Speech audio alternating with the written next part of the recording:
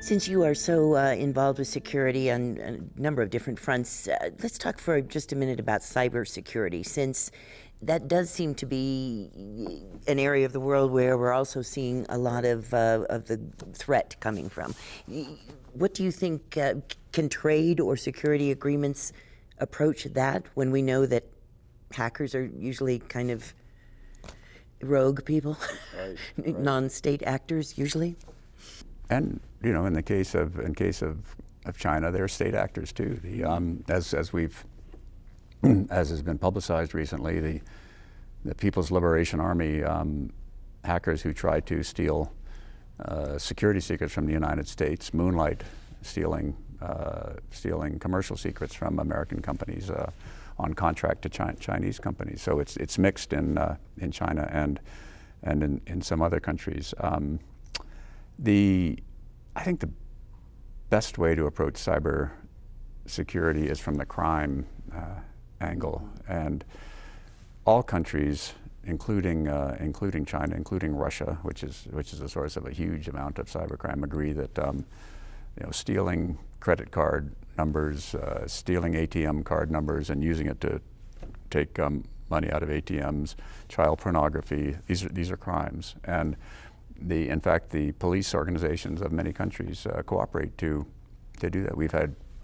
Our FBI has cooperated with the Russian Secret Service, with Chinese police to go after some of these rings and treat them as criminals rather than. And if law, because what happens is, if the United States has evidence, we can follow the Internet Protocol address to a certain point, and then it goes into China, and then you really need the Chinese authorities to pick it up there and see where it goes, because as these cyber criminals go a hop here, a hop there, a hop there, and then they attack from this direction. Same thing with Russia. So you need cooperation to go after crime, and there is cooperation at things that we all agree are crime. Now, in theory, if you look at Chinese law, intellectual property theft is a crime. So the legal framework is there. However, it's not enforced. So the idea is part of the Trans-Pacific Partnership negotiation. Yes, right? IP would be big too there too. So that would be a good step in that direction. So I think if we can work with the Chinese to say, okay, you agree it's a crime, we agree it's a crime. Let's go after some of these IP theft matters. Then we can have some success. However, just jawboning is not enough. We have to have some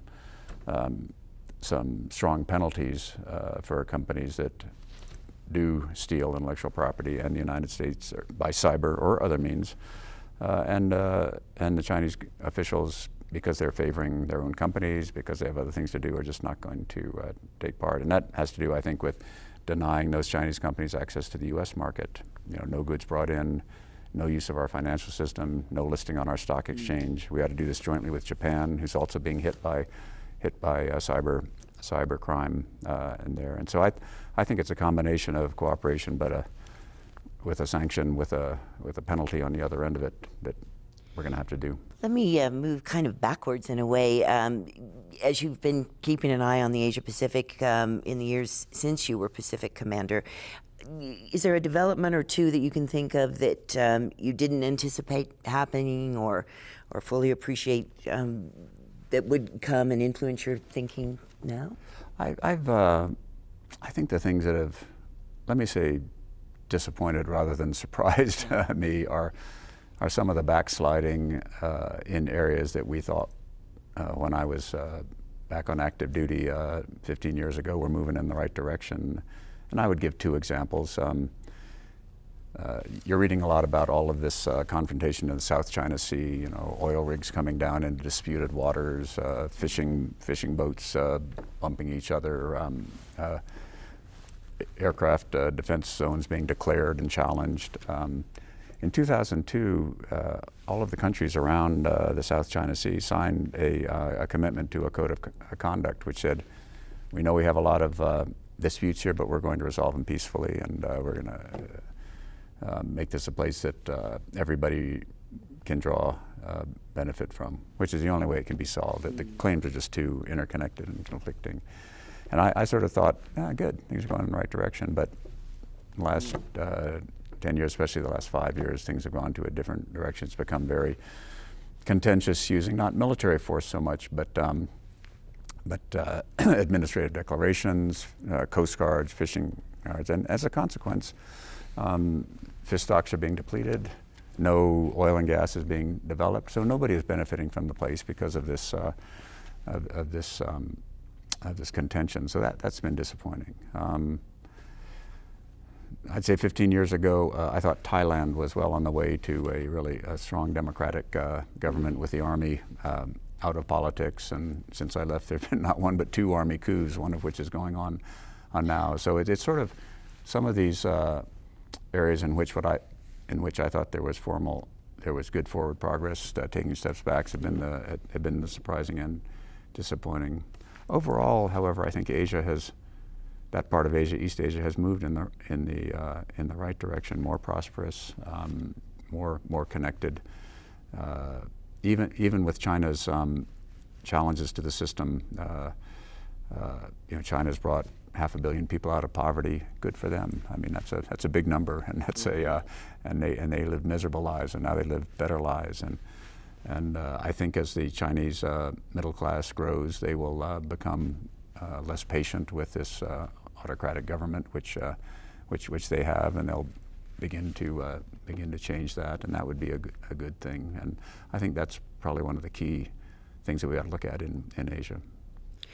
When you look at our relationship, the U.S. relationship with Asian countries, certainly, as you say, this has changed in a big way since World War II. Do you see the changes continuing apace? I mean, are we able to meet future challenges with them as partners, do you think? Or are there still going to be areas where we don't quite see eye to eye? Well, there are a couple of wild cards in the theater. One is North Korea. There's a very closed, brutal regime that has not full-blown nuclear weapons, but it has crude nuclear weapons, which it could actually use. It will sell technology and drugs and counterfeit goods to anybody in the world just to make money. So that is an area that could blow up in a really nasty way. Or when that regime finally falls apart, which I wish it would while we were talking here and don't know about it, but we've been hoping that for a number of years. That will be a pretty chaotic state. It's right on the border of China. The United States has troops in South Korea, so that'll be a situation that really has to be handled very, very carefully. So that's one that causes a great deal of concern. The other military disputes that you read about, the Senkaku Islands, the South China Sea, Taiwan, the underlying military balances on those are pretty stable. I mean, all sides involved have really established military positions so that trying military aggression is pretty unattractive, and China is not liable to succeed with military aggression against Taiwan. North Korea is certainly not going to succeed by military aggression against South Korea. So I think the military situation underlying it all is pretty stable, and that means that countries then turn to areas where they're not just winners and losers, but there can be winners and winners, primarily economic development, aid and all. So overall, I'm pretty optimistic that East Asia can continue the economic increase. Some other challenges are things like demographics. Korea and Japan have the lowest self-replacement rates in the world right now, and in fact, their populations are decreasing. So some pretty massive changes are going to have to take place. China is because of the one-child policy that was so still draconic measures is being enforced. Its workforce is decreasing now. So some of these social adjustments that are going to have to be made with aging populations, with working Similar force. to our own. And then we're going to be running. We baby boomers are going to impose that on our Exactly. on our children. So those are some things also to watch, I would say. Thank you for the chance to chat about all of this. Admiral Dennis Blair is the former Commander-in-Chief of U.S. Pacific Forces and also former Director of National Intelligence. Nice to be with you, Cynthia.